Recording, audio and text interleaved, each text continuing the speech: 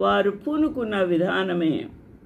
నా ప్రియమైన వారలారా, గొర్రెల కాపరిని కొట్టుదును అనే వాక్యము నెరవేరబోతూ ఉంది.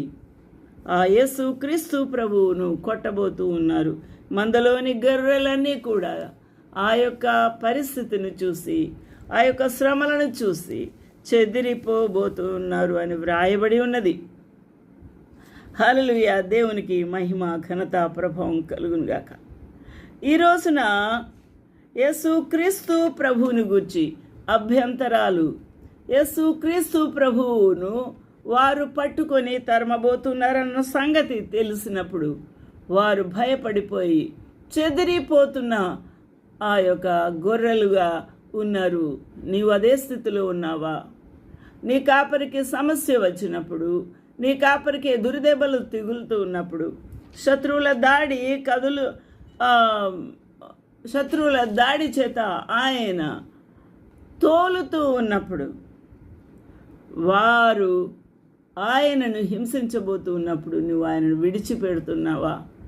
నీ కాపరిని ఒంటరిగా చేస్తున్నావా? నీ కాపరి శ్రమలలో నువ్వు పాలు పొందకుండా ఉన్నావా? ఇక్కడ యేసు క్రీస్తు ప్రభు యొక్క విషయమైతే ఆయనను ఏం చేస్తున్నారు? విడిచిపెట్టి ఉన్నారు. నిశ్చయముగా అతడు మన రోగములను భరించిన ఆ గొర్రెల కాపరి, మన వ్యసనములు వహించిన గొర్రెల కాపరి, మన పాపముల నిమిత్తం మొత్తబడిన వాడిగా, దేవుని వలన బాధ నొందిన వానిగా ఉన్నాడు. ఎవరు ఈ బాధను విధించారు?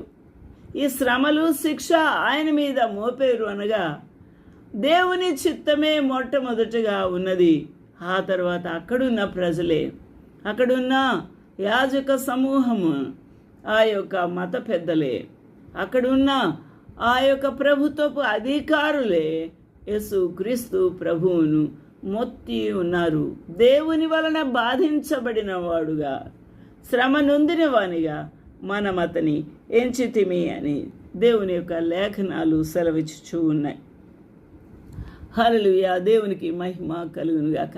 అందువల్ల దేవుని యొక్క ప్రేమ, ఆయన శ్రమ పొందుట ద్వారా, ఆయన రక్తము ఒలుకుట ద్వారా, ఆయన రక్తము చిందించుట ద్వారా మనకు విమోచన, విడుదల కలుగుతుంది అని తన కుమారుని ఏం చేస్తున్నాడు? శ్రమ పెడుతూ ఉన్నాడు. జకర్యా 13:7 చూసినప్పుడు, ఖడ్గమా నా గొర్రెల కాపరి మీదను నా సహకారి మీదను పడుము. ఎవరు ఈ గొర్రెల కాపరి? యేసు క్రీస్తు ప్రభువే. ఎవరు? ఆ యొక్క తండ్రి అయిన దేవునికి